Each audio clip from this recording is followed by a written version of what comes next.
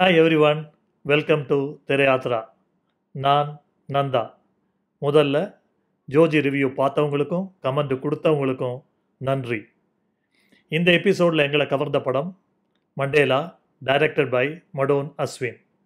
நடிகர்கள் யோகி பாபு, சங்கிலி முருகன், ஷீலா ராஜ்குமார் மற்றும் பலர். இந்த படத்தினுடைய கரு ஒரு ஓட்டுனுடைய பவர். டைரக்டர் 3 டாபிக் எடுத்திருக்கார்: பொலிட்டிக்கல், சோஷியல் அண்ட் காஸ்ட். இந்த பேஸில் நிறைய படத்தை நம்ம பார்த்துருக்கோம். உதாரணம் சொல்லணும்னா தேவர்மகன், சர்க்கார், கொம்பன், அசுரன். யூஷுவலாக இது மாதிரி படத்தில் அதிகமான வயலன்ஸ் இருக்கும், அடிதடி இருக்கும், ரத்தம் இருக்கும். இந்த படம் இவைகளில் மாறுபட்டது. இதில் ரத்தம் இல்லை, இன்டென்ஸான அடிதடி இல்லை, செக்ஷுவல் கண்டென்ட் இல்லை, வல்காரிட்டி இல்லை.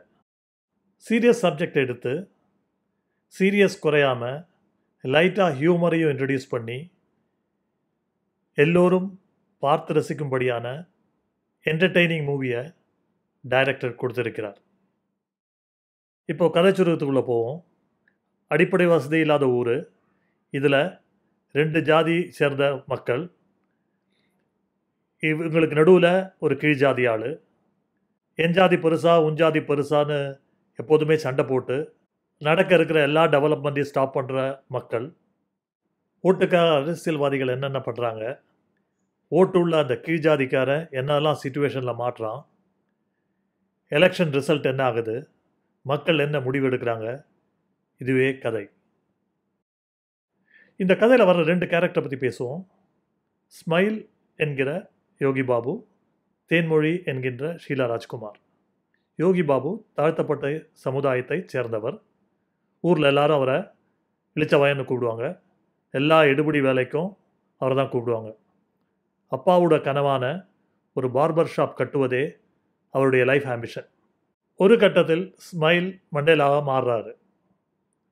இந்த டிரான்ஸ்ஃபர்மேஷன் ரொம்ப அழகாக போர்ட்ரேட் பண்ணியிருக்காரு. யோகி பாபுவுக்கு இந்த படம் ஒரு மைல் ஸ்டோனாக அமையும் என்பதில் டவுட்டே கிடையாது. தேன்மொழி போஸ்ட் மாஸ்டராக வராங்க. இவங்க தான் ஸ்மைல்லேருந்து மண்டேலாவை மாறுறதுக்கு ஒரு காரணமான கேரக்டர். வர்ற ஃப்ரேம்லெல்லாம் நல்லா பர்ஃபார்மன்ஸ் கொடுத்துருக்காங்க. தமிழ் சினிமாவில் நல்ல கேரக்டர் ஆக்டரில் நானும் ஒருத்தி என்று பர்ஃபார்மன்ஸால் ப்ரூவ் பண்ணியிருக்காங்க. நான் ரசித்த காட்சிகளை பற்றி பேசுவோம். காட்சி 1. யோகி பாபு கூட இருக்கிற பையன், அண்ணே உங்களை எல்லாரும் அடிக்கிறாங்க, திட்டுறாங்க, உங்களுக்கு சூடு சொரணையும் கோபம் வராதா என்று கேட்கும்போது, இல்லை எங்கள் அப்பாவோட ஆசை இந்த ஆலமரத்துக்கு அடியில் பெரிய பார்பர் ஷாப் கட்டுதுன்னு சொல்லும்போதும், மான ரோஷம் பார்த்தா வேலைக்காகாது, வலிச்சாலும் வலிக்காமல் போயிடணும் என்று சொல்கிறது ரசிக்கும்படியாக இருந்தது. இது அந்த கேரக்டருடைய ஸ்ட்ரெங்த்தை பிரதிபலிக்குது. காட்சி 2. யோகி பாபுக்கு கேண்டிடேட் வந்து ஓட்டு கற்றுக் கொடுக்குற இடம். பேலட் பேப்பரை பார்த்த உடனே யோகி பாபு, ஏமாத்துறீங்களா, 2 பேர் தான் நிற்கிறாங்கன்னு சொன்னீங்க, இப்போ 3ஆவது ஆள் இருக்காங்க. அப்போ கேமரா வந்து பேலட் பேப்பரை காமிக்கும், நோட்டான்னு இருக்கும். இந்த இடத்துல நம்மளை நல்லா சிரிக்க வைக்கிறாரு.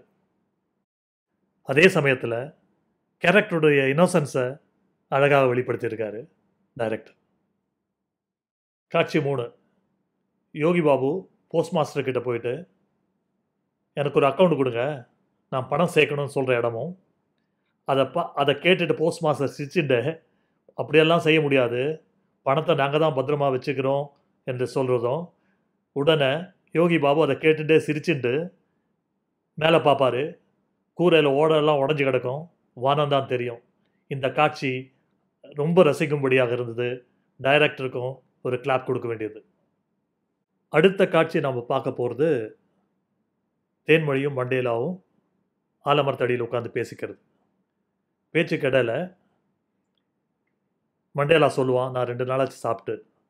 அதுக்கு தேன்மொழி, நீ கேட்டால் ஊரில் யாரும் சாப்பாடு கொடுக்க மாட்டாங்களா, ஏன் இப்படி இருக்க?